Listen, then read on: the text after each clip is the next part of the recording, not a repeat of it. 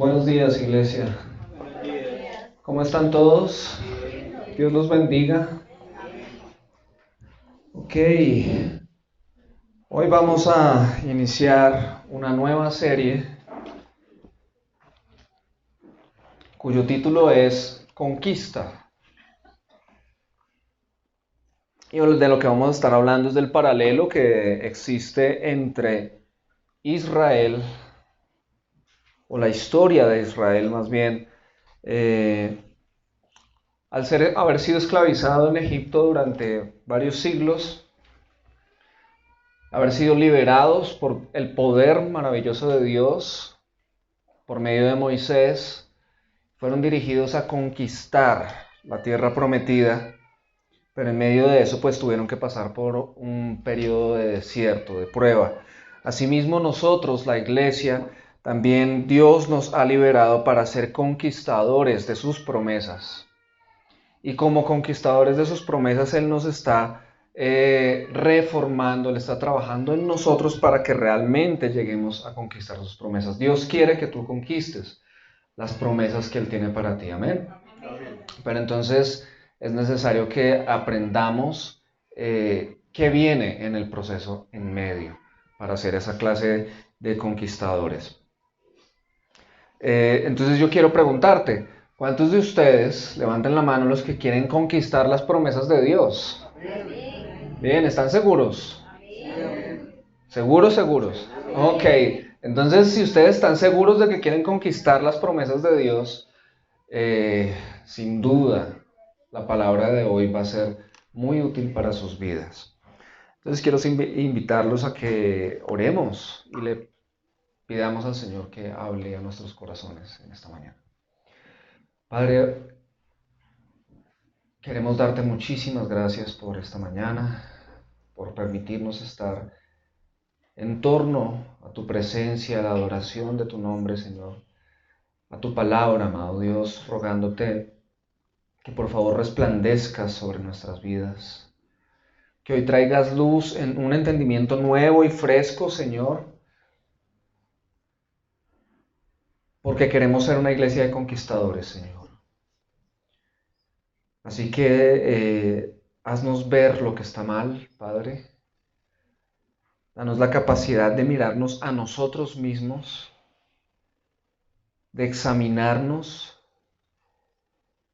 y redargúyenos, Señor, para que podamos hoy salir de aquí decididos a rendirnos a ti, para que el cambio se manifieste, Señor.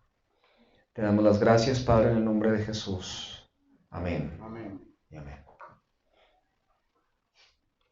Muy bien, el título del mensaje de hoy es Escapa de la esclavitud.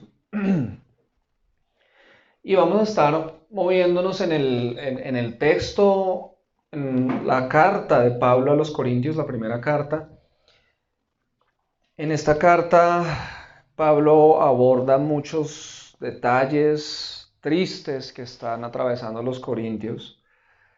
Él les está diciendo y enseñando la importancia de negarse a muchas cosas para vivir la vida cristiana, incluso negarse a cosas buenas. Él se pone como ejemplo en esta carta y les dice que él incluso se niega a cosas que considera buenas, pero lo hace con el fin de conquistar cosas mayores, ¿sí? Es necesario a veces negarnos a cosas buenas por un bien mayor, para alcanzar cosas aún mayores. Y entonces, si a veces es necesario que hagamos esa clase de cosas, que nos neguemos a cosas buenas para alcanzar cosas mayores, ¿cuánto más necesario creen ustedes que es negarnos a cosas malas? Es mucho más necesario negarnos a cosas malas, a cosas que no nos van a hacer bien.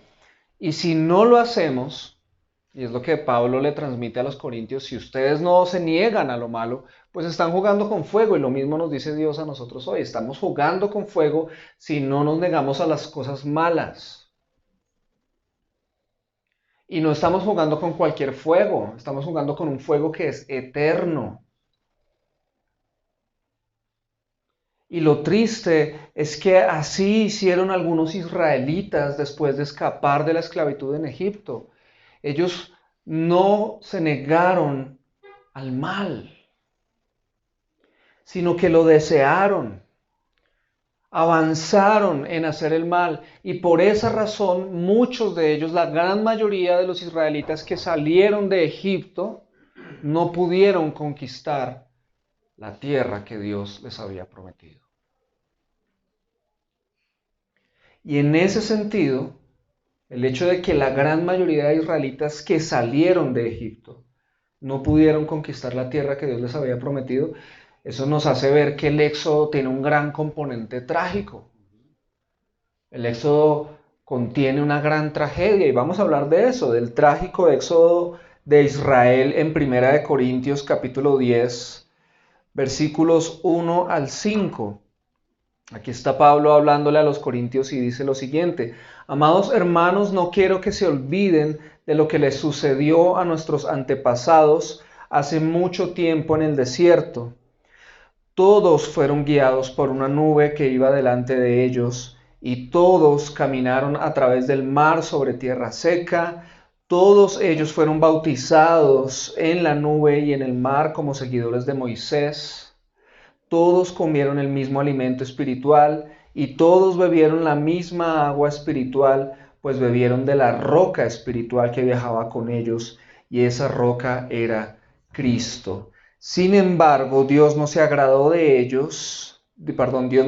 con la mayoría de ellos, y sus cuerpos fueron dispersados por el desierto.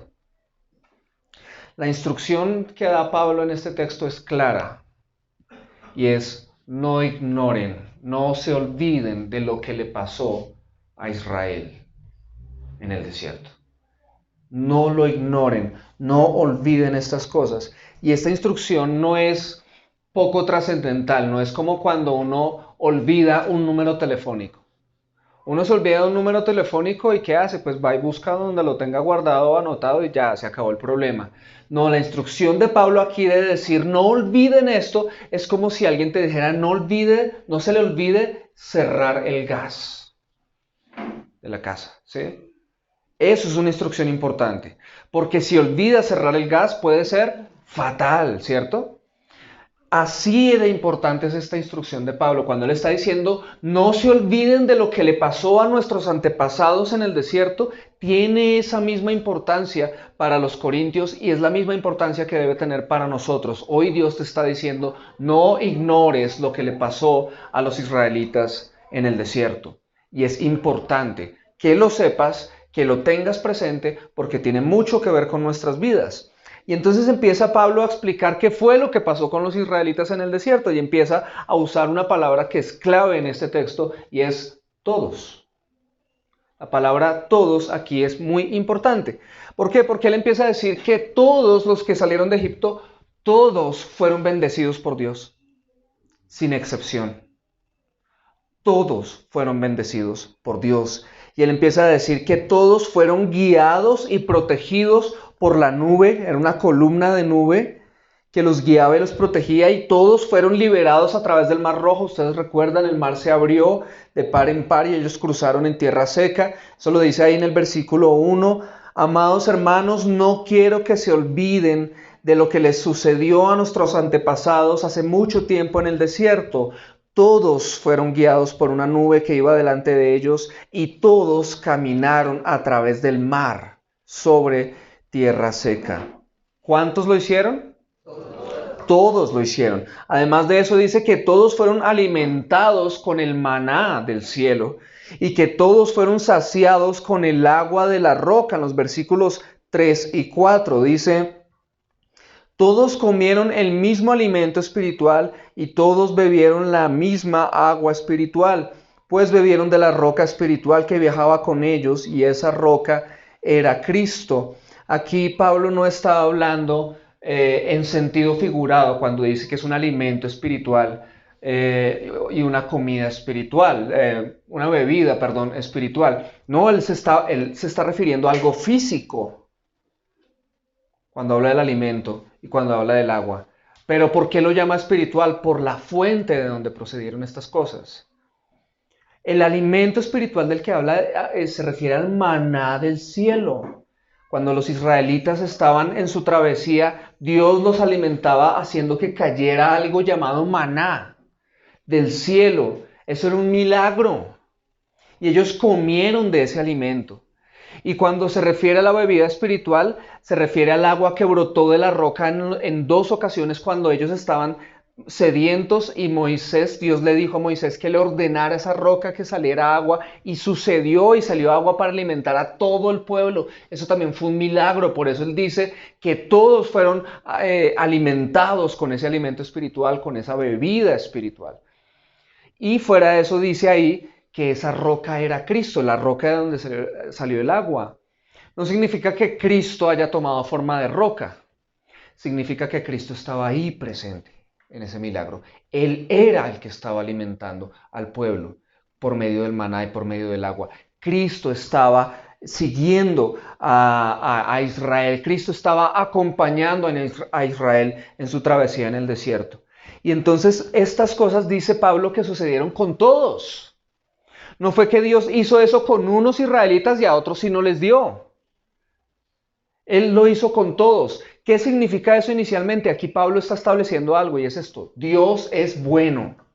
Amén. Dios es generoso. Y lo es con todos. Con todos. Cristo estaba con todos ellos. A mí me produce curiosidad muchas veces cuando hablamos de esta travesía de Israel en el desierto durante 40 años, las objeciones de muchos ateos y agnósticos cuando dicen que Dios no es bueno. Qué curiosidad que ellos dicen que no creen en Dios, ellos dicen que dudan de la existencia de Dios, pero a la vez dicen que Él es malo, dicen que Dios no es bueno. Dudan de Dios, pero ellos dicen que Dios no existe, pero son los seres más enojados contra Dios en esta tierra.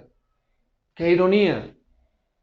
Sin embargo, ellos dicen, hablando de este suceso de Israel en el desierto, dicen que Dios no es bueno. ¿Por qué? Porque resulta que de Egipto hasta el lugar donde era la tierra prometida, es decir, en Canaán, la distancia entre esos dos lugares se recorría en 12 días, en 15 días aproximadamente.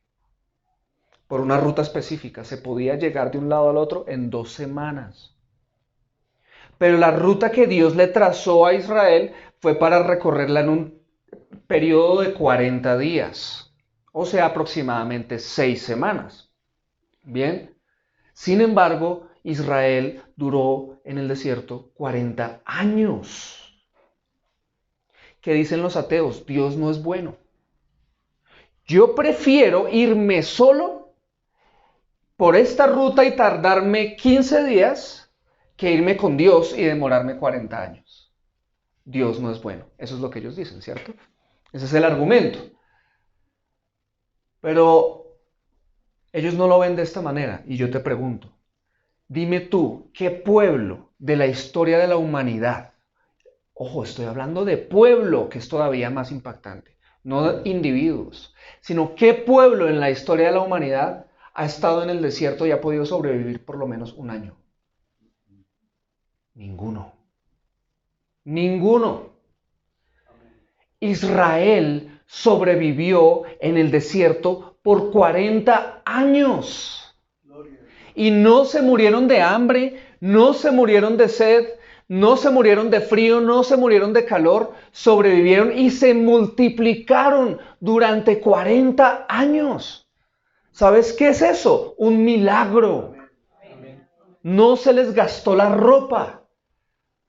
¿Por qué sobrevivieron durante 40 años en el desierto? Porque Dios estaba con ellos. Dios estaba con ellos y yo quiero decirte esto, Dios está contigo. Así como Dios estaba con ellos, Dios está contigo. Y yo quiero preguntarles, levante la mano aquí, el que pueda decir que ha recibido de parte de Dios protección. El que ha recibido de parte de Dios liberación. El que ha recibido de parte de Dios dirección. Sustento físico. Sustento espiritual. Todos. De nuevo aparece la palabra ahí. Todos. porque Dios es bueno, porque Dios es generoso, porque Dios ha estado contigo. Dios ha sido bueno y generoso contigo. Cristo ha viajado contigo. Cristo ha viajado contigo. Pero ¿qué pasó? Entonces todos los israelitas, todos, de nuevo, hago ese énfasis, todos recibieron estas cosas de Dios.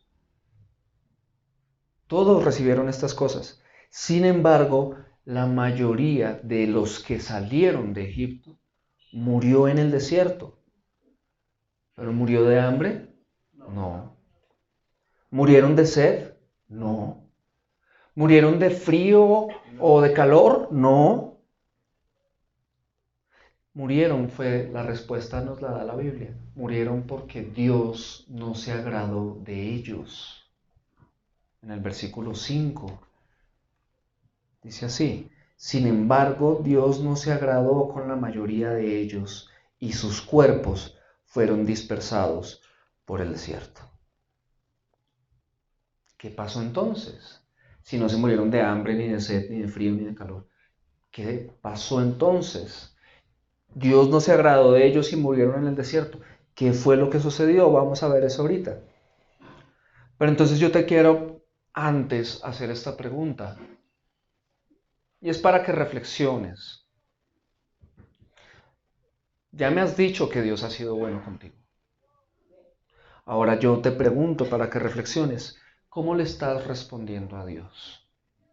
Por su bondad,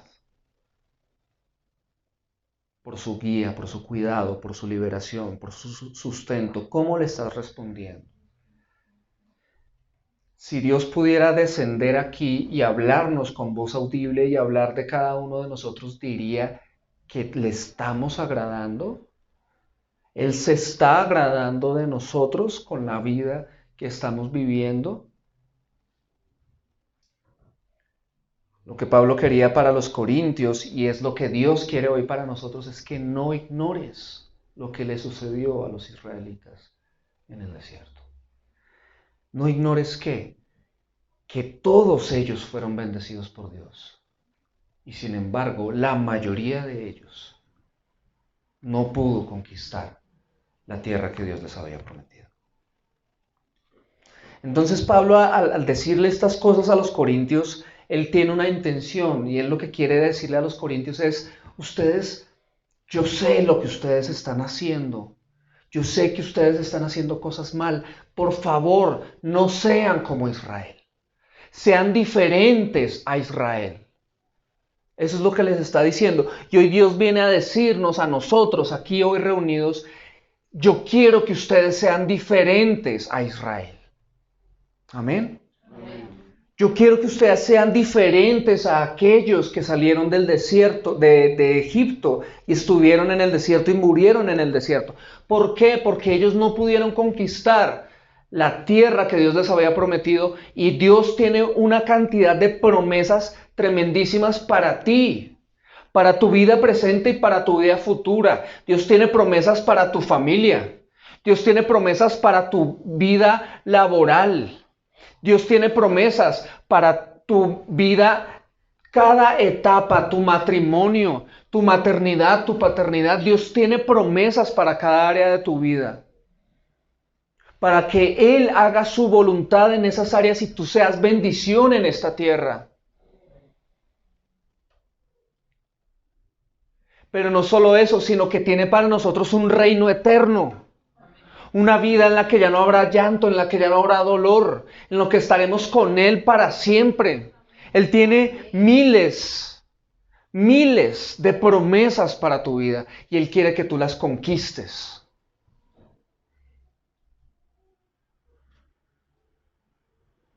Entonces no ignores lo que le pasó a Israel en el desierto. En otras palabras, aprendamos de los errores de Israel. Amén. Entonces vamos a leer ahora los versículos 6 al 12 y continúa Pablo allí diciendo lo siguiente: de esto que le sucedió a nuestro pueblo, nosotros tenemos que aprender nuestra lección. No debemos desear hacer lo malo como ellos. ni debemos adorar a los ídolos, como hicieron algunos. Así dice la Biblia, la gente se sentó a comer y a beber y luego se puso a bailar en honor a los ídolos. Tampoco debemos tener relaciones sexuales prohibidas, como lo hicieron algunos de ellos. Por eso en un solo día murieron 23,000. No tratemos de ver cuánto podemos pecar sin que Cristo nos castigue.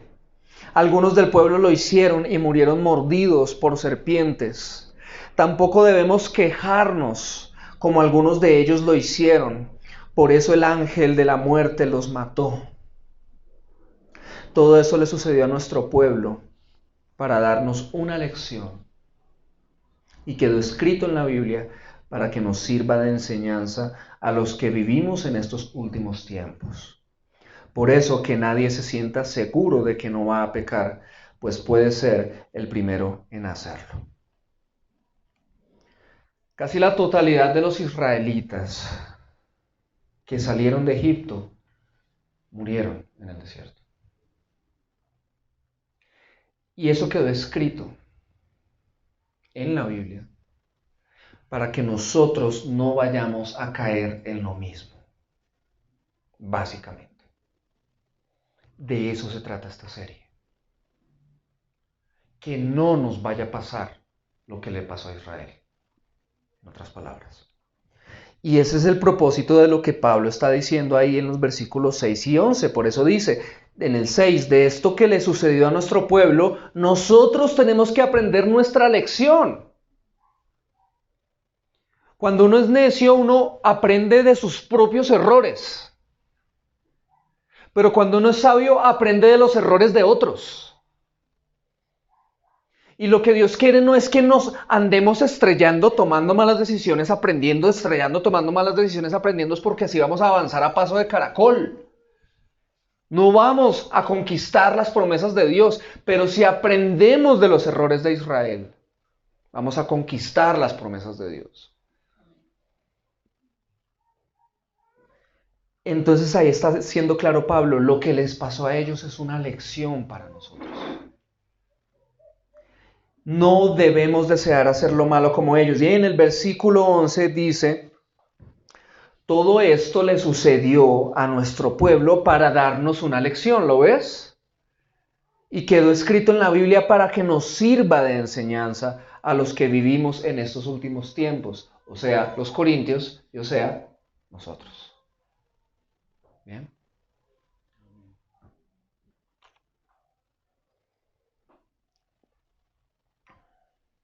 Entonces, está clarísimo, es una lección para nosotros. Aprender de los errores de Israel. Y la comparación de Pablo es intencional. Cuando él dice a los corintios, no sean como los israelitas. Y del mismo modo hoy Dios diciéndonos, no sean como los israelitas.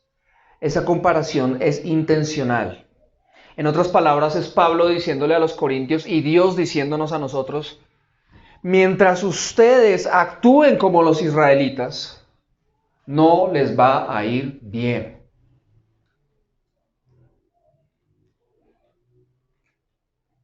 Y por eso dice, no hagan como ellos, en 4 oportunidades. Número 1, no adoren ídolos. Eso lo dice en el versículo 7. Ni debemos adorar a los ídolos como hicieron algunos. Así dice la Biblia, la gente se sentó a comer y a beber y luego se puso a bailar en honor a los ídolos. Atentos, iglesia. Nosotros en este país difícilmente vamos a ver a alguien adorando ídolos como Vishnu, como Buda, como Shiva, como Krishna. Porque este país tradicionalmente es católico.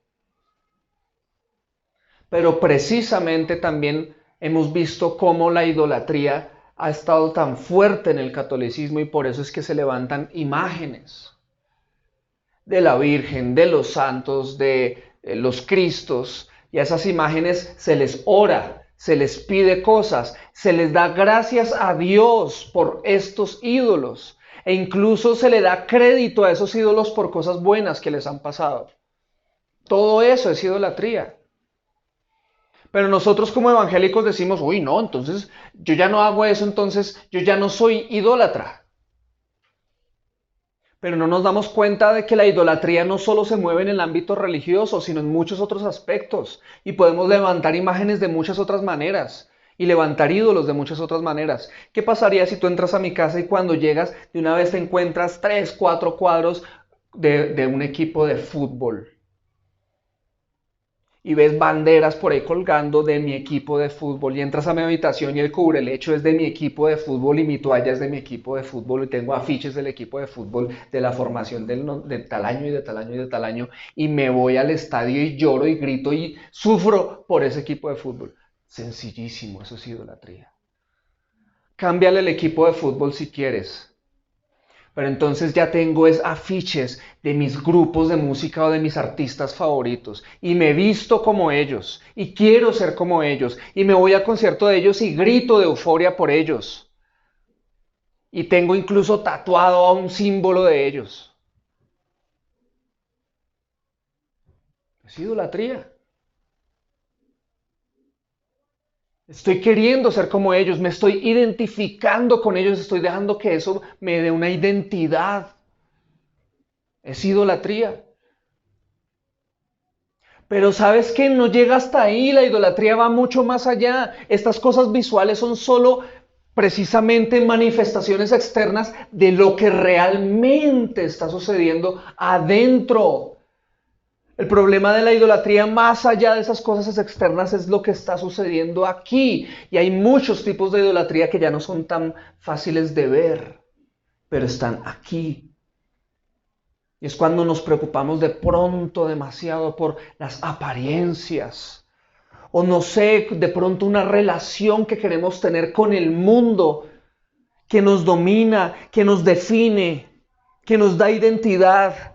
Nuestra forma tal vez como vemos el trabajo, la manera como nos dedicamos al trabajo puede que sea una idolatría. O incluso la manera como vemos el ocio puede llegar a ser una idolatría.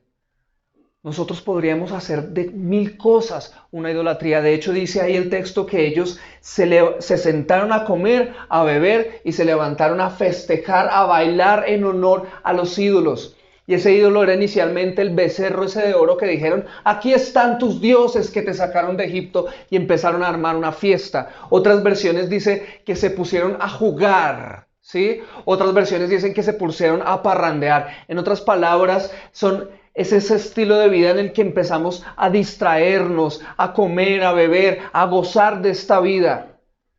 Y a decir, mi libertad es esto, mi libertad es esto, y lo abrazo y lo abrazo. Y no es Dios mi libertad. Y realmente Dios solo está para decir gracias a Dios o Dios lo bendiga, pero realmente Dios no es el centro de mí. Lo que me define no es Dios, sino esas otras cosas. Mira tan fácil como incluso un teléfono celular se puede convertir en un ídolo.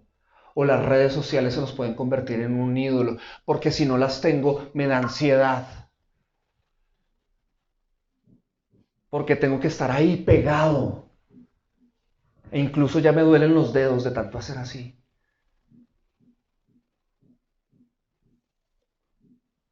Y Pablo está diciendo, no lo hagas. No tengas ídolos. En segundo lugar, dice, no cometan inmoralidad sexual. En el versículo 8 dice, tampoco debemos tener relaciones sexuales prohibidas, como lo hicieron algunos de ellos. Por eso en un solo día murieron 23,000. Nosotros sabemos que de pronto la inmoralidad sexual es en este mundo algo que todavía se ve con malos ojos, es el adulterio, ¿cierto? Pero a la luz de la palabra de Dios, la fornicación es inmoralidad sexual. Es decir, relaciones sexuales antes del matrimonio. Eso se llama fornicación. Pero también hay otras cosas que son inmorales a los ojos de Dios. La pornografía, por ejemplo.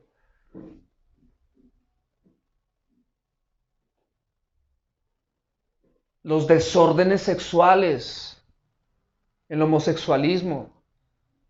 Todas estas cosas son inmoralidad sexual a los ojos de Dios. La Biblia es clarísima frente a eso. Y Jesús va aún más allá y dice, si alguno de ustedes mira con codicia a otra persona, ya cometió adulterio con ella en su corazón. Si fulano o fulana es una persona casada y tú la miras con codicia y quieres estar con ella, ya cometiste adulterio en tu corazón. Eso es inmoralidad sexual. Y Pablo está diciendo, no lo hagas. Israel lo hizo, tú no lo hagas. En tercer lugar dice, no tienten a Dios, no provoquen a Dios. En el versículo 9 dice, no tratemos de ver cuánto podemos pecar sin que Cristo nos castigue. Algunos del pueblo lo hicieron y murieron mordidos por serpientes.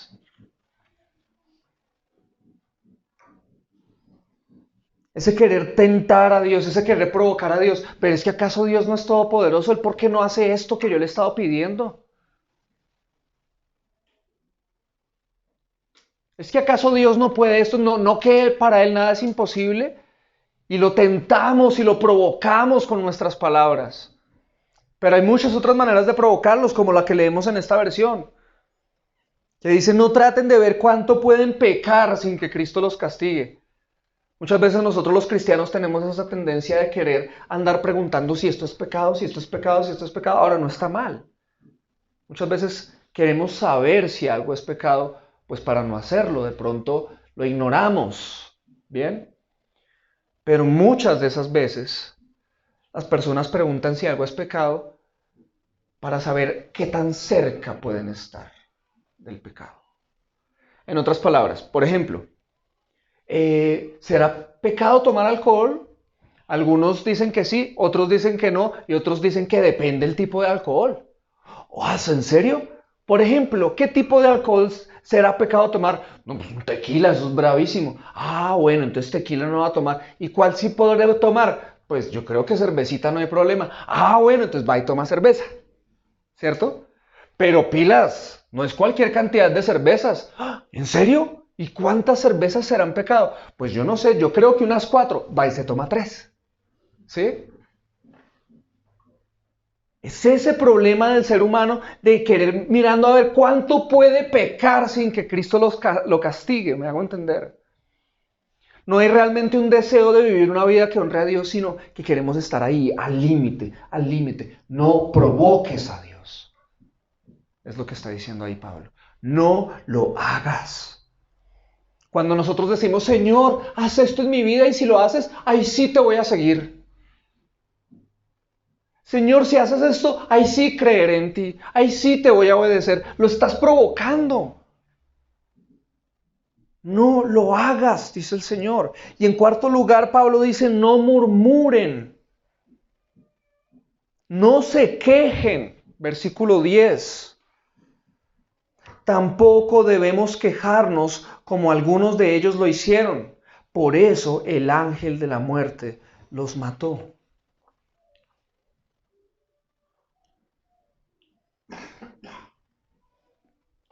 A veces pasamos por situaciones difíciles y lo primero que queremos es renegar, es quejarnos. Pero ¿por qué me pasó esto a mí? ¿Por qué Dios permitió esto? ¿Por qué yo he visto que con esta persona se hizo eso y por qué no lo hizo conmigo? Y nos quejamos, y nos quejamos. Y tal vez a los ojos de los demás estamos bien, pero en el fondo estamos quejándonos, murmurando, renegando, diciendo, pero ¿por qué Dios? ¿Pero por qué Dios? Entonces llega fulanito con su familia, todos recién convertidos, y él, pero ¿por qué él si todos son cristianos y yo llevo 20 años orando por mi familia y no se convierten? ¿Por qué Dios? Y así en mil historias nos quejamos como si Él fuera nuestro sirviente, porque tenemos ese pensamiento de que, Dios me rescató de este mundo, ahora lo sigo, entonces ahora Él me debe dar todo lo que yo quiera cuando yo quiera. ¿De dónde sacamos eso? Eso es de Disney, eso es Aladín. Pero ¿de dónde sacamos que Dios debe hacer lo que yo quiera cuando yo quiera? Eso no es lo que la Biblia nos enseña. Pero como tenemos esa expectativa y de repente no pasa así, entonces nos enojamos con Dios, nos enojamos con la iglesia, nos enojamos con todo el mundo y nos quejamos y murmuramos y renegamos. Y Pablo dice, no lo hagas.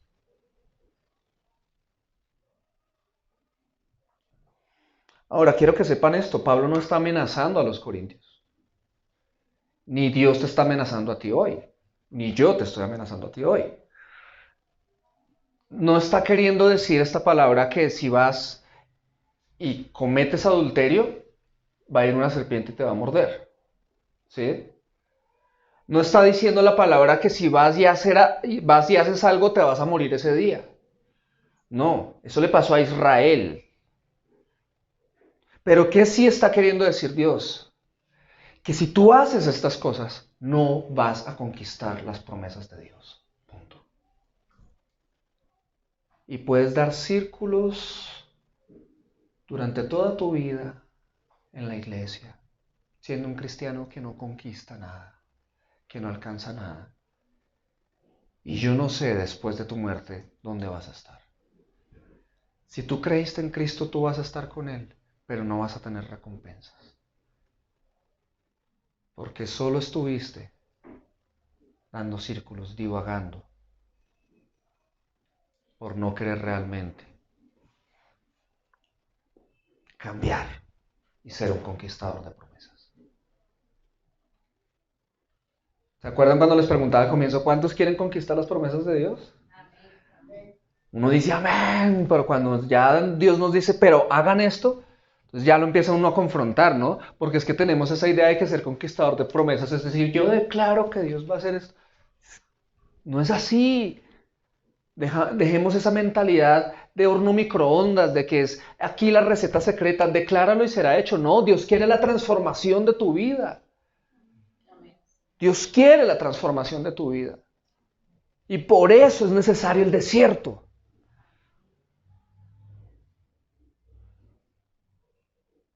Pero no ignores lo que le pasó a los israelitas. O sea, esto es en serio. No te pierdas las promesas para la vida presente y para la vida futura que Dios te ha dado. Y por eso en el versículo 12 dice, por eso que nadie se sienta seguro de que no va a pecar, pues puede ser el primero en hacerlo. En otras palabras, Dios quiere que nosotros estemos alerta. ¿Amén? Bien, entonces yo te pregunto, es para que reflexiones, no es para que me respondas. ¿Te sientes tentado a hacer cosas malas? ¿Hay algo que tiende a dominarte? ¿Hay algo en tu vida que te está dominando ahorita? ¿El pecado sexual te tienta? ¿Te has quejado de Dios recientemente? ¿Has renegado? ¿Has murmurado? ¿Sueles dudar de Dios? ¿De su fidelidad? ¿De su poder? ¿De su amor? ¿De su sabiduría? ¿Hay cosas de este mundo que te atraen? Si es así, déjame decirte que no eres el único. A todos nos pasa. Tal vez no en las mismas áreas, pero todos tenemos tentaciones. Todos tenemos debilidades. Incluso el pastor. Todos. Pero ¿sabes cuál es la buena noticia? Que en Cristo podemos resistir todas las tentaciones. En Cristo podemos resistir. Y eso es lo que viene ahora Pablo a decirle a los corintios. Ustedes pueden resistir la tentación. ¿sí? En el versículo 13 dice, las tentaciones que enfrentan en su vida no son distintas de las que otros atraviesan. Y Dios es fiel, no permitirá que la tentación sea mayor de lo que pueden soportar. Cuando sean tentados, Él les mostrará una salida para que puedan resistir. Amén. Muy bien. ¿Qué tiene que ver esto con lo anterior? ¿Qué tiene que ver esto que Pablo le acaba de decir a los corintios con lo que les venía diciendo? Pues tiene que ver todo que ver. Mira, lo primero que Dios quiere que sepas y que era lo que Pablo quería que los corintios supieran es esto. Tus tentaciones no son solo las tuyas, ¿sí?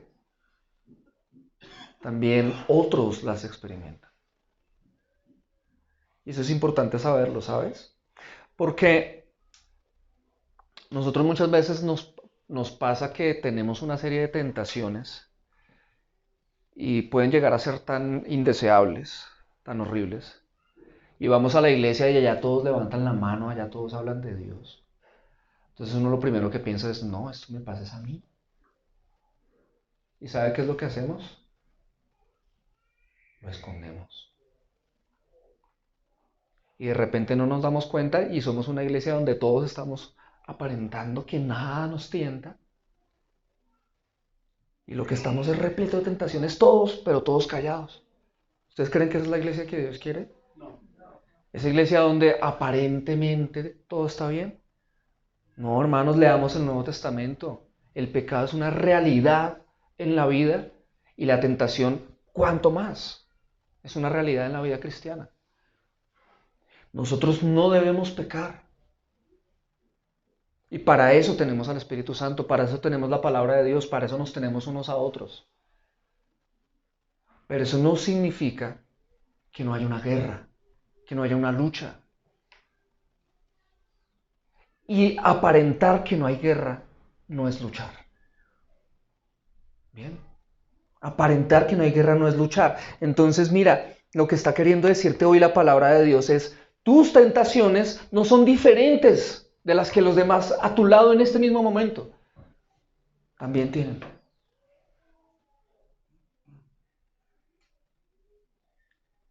¿Vieron las tentaciones de Israel? Tentación a levantar ídolos, tentación a cometer pecados sexuales, tentación a tentar o provocar a Dios, tentación a quejarse, a murmurar. Pablo está usando esas tentaciones para decirle a los corintios, ustedes tranquilos, no son los únicos que tienen tentaciones, Israel las tuvo, yo las tengo, es como si Pablo también se estuviera incluyendo ahí cuando dice, las tentaciones que ustedes enfrentan no son distintas de las que otros atraviesan, él está diciendo yo también, ¿sí? Vuelvo y digo, de pronto no las mismas tentaciones, pero sí tentaciones en otras áreas, o también posiblemente las mismas. El punto es este, tus tentaciones no son exclusivas ni superiores a las de los demás. Bien. Han sido de Israel, han sido de los corintios, han sido de Pablo y han sido de nosotros también. Y esto es necesario decirlo y esto es necesario hablarlo. ¿Por qué, hermanos? Porque si nos quitamos la máscara y entendemos que todos tenemos luchas, entonces deberíamos ayudarnos unos a otros. Amén. Porque si no, si permanecen las máscaras, ¿sabe qué hacemos? Escondemos nuestra lucha y cuando nos enteramos de la lucha de otro hacemos, ¡ay! ¿En serio? ¿Sí sabía que fulanito de tal esto? Y esa persona se va a sentir tan mal que no va a querer volver a acudir a un hermano. Y tú aparentando que eres mejor cuando no es así. Entonces, la verdadera guerra que nosotros podemos hacer es cuando nos quitamos la máscara y decimos, yo estoy luchando. Y el otro dice, yo también. Oremos unos por otros. Ay, yo he tenido esa lucha, ya la vencí. Ven, te aconsejo. ¿Sí? que nos ayudemos los unos a los otros. Eso es lo que Pablo busca, que tú entiendas que tus tentaciones no son diferentes de los demás. Entonces unámonos y ayudémonos unos a otros. Luchemos juntos. Eso es necesario decirlo en la iglesia del Señor, hermanos. Es un grave error aparentar que no luchamos. Es una bendición poder decir, tengo tentaciones. Ayúdenme a luchar. ¿Será que podemos intentar ser esa iglesia? ¿Será que podemos dar el paso valiente de decir, yo lucho? Los corintios luchaban, yo también. Israel luchó, yo también. Y yo quiero conquistar promesas, entonces necesito gente a mi lado. Amén. Es liberador saber que no estoy solo. Y que puedo ser ayudado. Es liberador. Entonces estemos unos al lado de los otros. Amén. Seamos esa iglesia. Estemos unos al lado de los otros. Unos al lado de los otros. Pero ¿sabes qué es lo mejor? Que no solo si nos lo proponemos vamos a estar los unos al lado de los otros, sino que Dios está también de nuestro lado. Dios está de tu lado. Eso es tremendo, ¿no? Dios está de tu lado. Entonces, quitemos esas distorsiones de iglesia perfecta, santa, donde santidad al Señor. Claro, santidad al Señor sí. Pero la santidad no es que nadie peca. Esa es la meta. Pero mientras allá estamos, tenemos que aceptar la realidad y más bien ayudarnos a ir allá. ¿Sí? No hay que tolerar el pecado, hay que combatir el pecado. Pero lo combatimos juntos. Juntos. Apoyándonos, soportándonos, levantándonos si caemos. Y sabiendo que Dios está con nosotros. Él quiere ayudarte a vencer las tentaciones.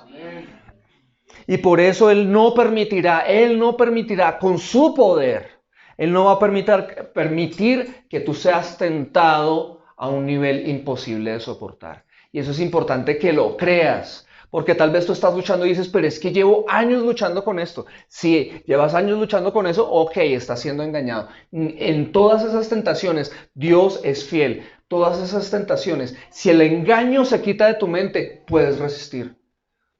Por lo tanto, no hay tentación imposible de resistir. Cuando caes es porque en últimas eliges caer. ¿Sí? Eliges caer. Pero toda tentación, Dios no permite algo en lo que definitivamente no pudiste. No pudiste. No te imaginas de cuántas tentaciones Dios te ha estado guardando porque Él sí que sabe que no vas a poder. Pero en las que estás viviendo, Él sabe que tú puedes. Si te humillas a Él. ¿Sí? Si te haces dependiente de Él. Porque obviamente nuestras fuerzas, ya lo hemos probado, ¿sí o no? Imposible. Y fuera de eso, no solo va a hacer eso Dios, sino que Él te va a mostrar un camino de escape. Y yo quiero invitarte a que tú estés atento, con los ojos abiertos, todos los días de tu vida. Porque en las áreas de conflicto, Dios es fiel y te va a mostrar una vía de escape. ¿Qué es eso de una vía de escape? Puede ser, ¡pum!, un versículo bíblico en ese momento de la tentación que te va a ayudar a escapar y te llega a la mente. O puede ser una serie de razonamientos para que huyas en ese momento. Ahí está Dios mostrándote el camino de escape. O incluso puede ser una circunstancia externa que, ¡pum!, de repente le hace un pare como para que, ¡hey!, reacciona, sal. ¿Sí? Dios es fiel, hermanos. Solo necesitas estar con los ojos abiertos. Pero mientras tú no estés con los ojos abiertos, pues no vas a ver las salidas que Dios te ofrece, ¿sí? Pero si tú realmente quieres salir, y a partir de hoy tú vas a empezar a ver la fidelidad de Dios en una mejor manera. Vas a ver cómo Él te va a ayudar. Porque Él es así. Dios es fiel, lo dice ahí ese versículo 13, volvamos a leer. Las tentaciones que enfrentan en su vida no son distintas de las que otros atraviesan y Dios es fiel. No permitirá que la tentación sea mayor de lo que pueden soportar. Cuando sean tentados, Él les mostrará una salida para que puedan resistir. ¿Amén? Él hace eso. Él hace eso. Pero es que de pronto sí, pero es que yo me la paso cayendo. Solo abre tus ojos y vas a ver cómo Él te ayuda. Y recuerda, no estás solo. Amén. La conclusión que Pablo le expone a los corintios, y es nuestra conclusión hoy también, es esta: huyan de la idolatría. Está en el versículo 14. Por tanto, amados míos, huyan de la idolatría. O en otras palabras, escapa de la esclavitud, que es el título del mensaje de hoy. ¿Cómo así? ¿Por qué? Porque idolatría, ¿qué es? Todo aquello que te domina o te define. Atentos que esto es importantísimo. Todo aquello que te domina o te define que no sea Dios es un ídolo. Todo aquello que te domina o aquello en lo que tú basas tu identidad que no sea Dios es un ídolo. Es que nosotros los Barreras somos así. Te estás identificando en algo que no es Dios. Es que nosotros los colombianos somos así. Es que nosotros los metaleros, es que nosotros los reggaetoneros, es que nosotros esto, es que yo soy mentiroso. Es que yo soy así. En mi familia todos hemos sido mentirosos. Todo lo que te domina o te define que no sea Dios es un ídolo. Y los ídolos esclavizan. Quiero que sepas esto: nosotros fuimos salvados, liberados por Dios para ser dominados por Él. Amén. Nosotros fuimos salvados para que Él se convierta ahora en nuestro amo.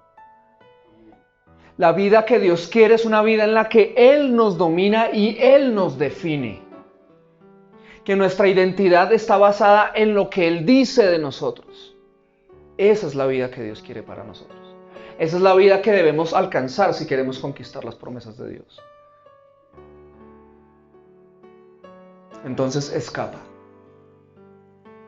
Y vamos entrando a la conclusión. Escúchame esto de corazón. Escapa. Escapa de la esclavitud, porque muchos israelitas no pudieron.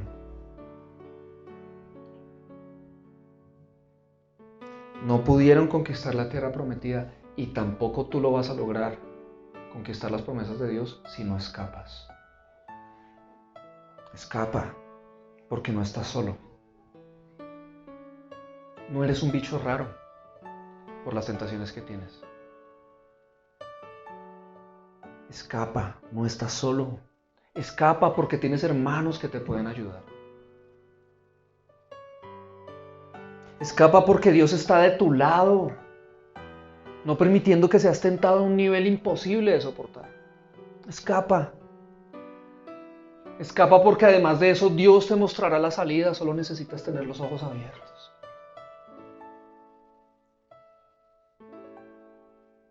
Escapa porque Dios es bueno. Escapa porque Dios es fiel. Y escapa porque Dios a todos nosotros nos ha protegido, nos ha guiado y nos sustenta física y espiritualmente todos los días. Amén.